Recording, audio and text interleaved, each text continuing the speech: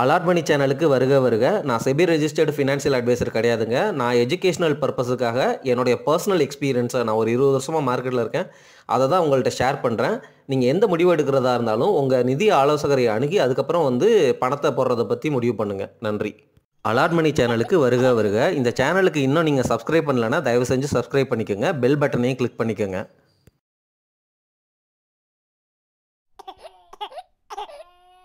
இந்த வீடியோ பதிவில் நம்மளை மாதிரி ரீட்டைல் இன்வெஸ்டர்ஸ்கிட்ட இருக்கிற சைக்கலாஜிக்கல் வயரிங் ப்ராப்ளத்தை பேச போகிறேன். என்னடா இது சைக்கலாஜிக்கல் வயரிங் ப்ராப்ளம் அப்படிங்கிறேங்கிறீங்களா? ஒன்றுமே கிடையாது. கொஞ்ச நாள் முன்னாடி வரைக்கும், அதாவது அக்டோபர் முன்னாடி வரைக்கும், கொரோனாவுக்கு அப்புறம் மார்க்கெட் ஏறிக்கிட்டே இருந்துச்சு. நம்மலாம் தைரியமாக போய் ஸ்டாக் வாங்கணும், தைரியமாக சிப் பண்ணோம், பயங்கரமாக இன்வெஸ்ட் பண்ணோம். சரிங்களா? ஆனால் இப்போது மார்க்கெட் 10% கரெக்ட் ஆகிருச்சு. இன்னமும் கரெக்டாக போகுது அப்படிங்கிற மாதிரி ட்ரெண்ட் வந்ததுக்கப்புறம் நம்மலாம் என்ன மாதிரி யோசிக்கிறோன்னு பாருங்கள். ஒன்று பயப்படுறோம், அல்லது இந்த கரெக்ஷனில் சிப்பை ஸ்டாப் பண்ணுறோம், அல்லது இந்த கரெக்ஷனில் ஸ்டாக் மார்க்கெட்டில் ஸ்டாக் வாங்குறத நிறுத்துகிறோம். ஸோ இதுதான் நம்ம உல்டாவாக பண்ணணும். இது நாள் வரைக்கும் வாங்கியிருக்கக்கூடாது. இந்த சூழ்நிலையில் தான் குறைய கீழே குறைய வாங்க ஆரம்பிக்கணும். அதுதான் சைக்காலஜிக்கல் வயரிங்கில் இருக்கிற ப்ராப்ளம்னு சொல்ல வர்றேன். அதுக்காக உடனே 10% கரெக்ட் ஆகிடுச்சு நான் அப்படி பேசுகிறேங்கிறதுக்காக போய் பல்கெல்லாம் இன்வெஸ்ட் பண்ணிடாதீங்க. சிப் பண்ணுறதுக்கு இது நல்ல தருணம் தான். நம்ம எப்படி யோசிக்கணும் அப்படின்னா, 6 மாதத்துக்குள்ளே அப்படி என்ன ஒரு பெரிய சேஞ்சு பிஸ்னஸில் நடந்துட போகுது? நீங்கள் வச்சிருக்கிற ஸ்டாக்கு கடன் இருக்கிற ஸ்மால் கேப் ஜங்க் ஸ்டாக்காக இருந்தால் மட்டும்தான் ஒரி பண்ணணும். நீங்கள் டாப் லெவல் ஃபண்டமெண்டல் அனாலிசிஸும் பாட்டம் லெவல் ஃபண்டமெண்டல் அனாலிசிஸும் பண்ணிவிட்டு நல்ல கம்பெனியை தான் வாங்கியிருக்கீங்க அப்படின்னா அது ஒன்றுமே உங்களுக்கு டிஸ்டர்ப் பண்ணிடாது. அதிக வேல்யூவேஷனில் வாங்காமல் இருந்திருக்கணும் அப்படிங்கிற ஒரே ஒரு கொள்கை தான் நம்மளை பொறுத்த வரைக்கும் முக்கியமானதாக இருக்கணும். எந்த மார்க்கெட்டாக இருந்தாலும் ஒரு நல்ல ஸ்டாக்கு கரெக்டான வேல்யூவேஷனாக என்ன, 20 பிக்கு கீழே இருக்குதா? சும்மா பிளைண்டாக போய் அந்த ஸ்டாக்கோடைய சார்ட் பேட்டர்னை பாருங்கள், உங்களுக்கே ஐடியா கிடைக்கும். கடந்த ஒரு 4 வருஷத்தில் பயங்கரமாக ஏறி இருக்குது அப்படின்னா சும்மா வெயிட் பண்ணுங்கள். இந்த மாதிரி மார்க்கெட் கரெக்டாகிற ஆப்பர்ச்சுனிட்டிக்காக அந்த டைரக்ட் ஸ்டாக்கை பிக் பண்ணுங்கள். அதே சமயம் அந்த ஸ்டாக்கு இன்னும் மேலே போயிடக்கூடாது அப்படிங்கிற அந்த பயத்தினால நம்ம இண்டெக்ஸில் சிப் பண்ணுறோம். இதுதான் நம்ம பண்ணுற ஒரு தவறு. ஸ்டாக் மார்க்கெட் இங்கே இருந்து இன்னும் ஒரு 10 to 15% கரெக்ட் ஆகிறதுக்கு வாய்ப்புகள் அதிகம். அதுக்கு ஒரு 60% சான்ஸ் இருக்குது அப்படிங்கிற மாதிரி நான் முன்னாடி வீடியோக்களில் பேசியிருக்கேன். அதை பாருங்கள். அந்த 15% கரெக்ஷன் ஒருவேளை கொடுத்துருச்சுன்னா அது 25% மொத்த கரெக்ஷனாக ஆயிரும்.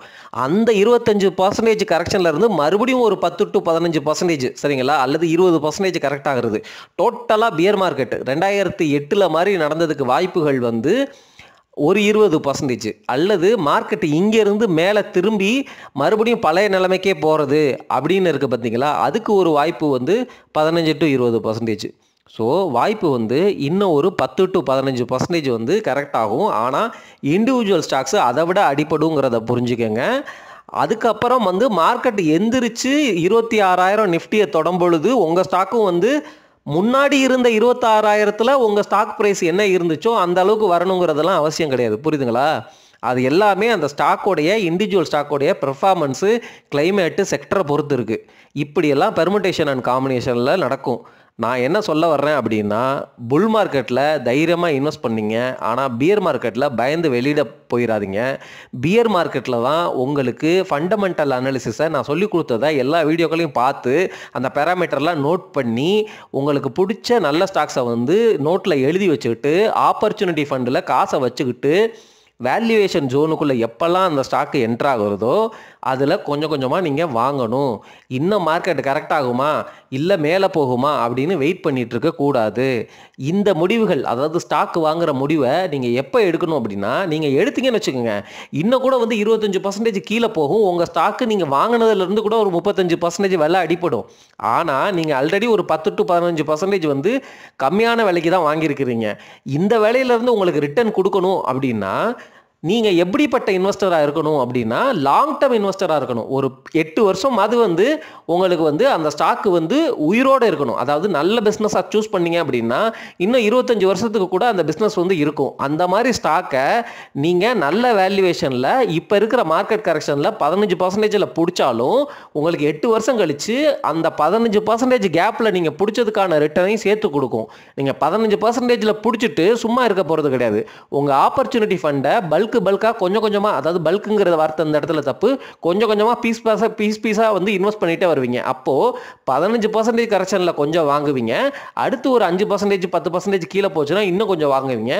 அப்படி போகும் பொழுது இந்த மார்க்கெட்டில் வந்து ஒரு நல்ல ப்ரைஸில் வந்து அந்த ஸ்டாக்கை அக்குமுலேட் பண்ணியிருப்பீங்க. அதுக்கப்புறம் வந்து மார்க்கெட் வந்து ஒரு பாட்டம் ஐடென்டிஃபை பண்ணி அந்த இடத்துல கன்சாலிடேட் ஆகும். அந்த கன்சாலிடேஷன் சில மாதங்கள் போகலாம், சில வருஷங்கள் கூட ஆகலாம்.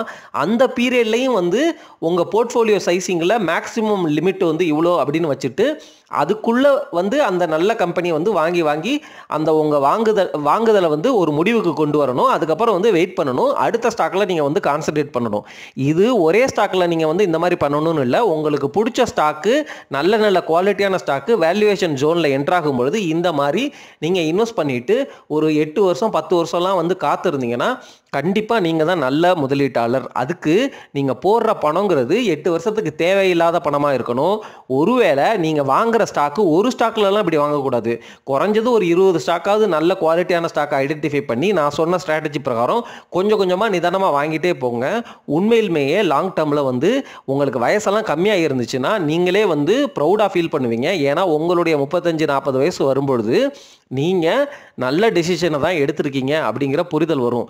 எக்காரணத்தை கொண்டும் வித்துறாதீங்க அப்படிங்கிறது தான் வந்து நான் சொல்ல வர்றது. விற்கிறது எந்த ஸ்டாக்கை விற்கணுங்கிறதையும் நான் அதிகமாக ஆல்ரெடி பேசிட்டேன், சரிங்களா? விற்கக்கூடாதுங்கிறதுக்காக ஒரு ஜங்க் ஸ்டாக்கு ஸ்மால் கேப்பை பிடிச்சிக்கிட்டு, அல்லது அந்த ஸ்டாக்கோடைய ஃபண்டமெண்டலே சேஞ்ச் ஆகுது, அந்த ஸ்டாக்கோடைய ரிசல்ட்ஸை நீங்கள் அனலைஸ் பண்ணுறீங்க, அந்த ஸ்டாக்கை பற்றி நிறையா பேட் நியூஸ் வருது, அப்போது நீங்கள் அந்த ஸ்டாக்கையும் வந்து கொஞ்சம் அப்சர்வ் பண்ணணும். சும்மா வந்து வாங்கிட்டேன் போட்டுட்டேன் அப்படின்னு இருக்கக்கூடாது. வாங்கிட்டேன் போட்டுட்டேன்னு இருக்கணும்னா நீங்கள் இண்டெக்ஸ் ETF பண்ணிவிட்டு அமைதியாக இருக்கலாம், சரிங்களா?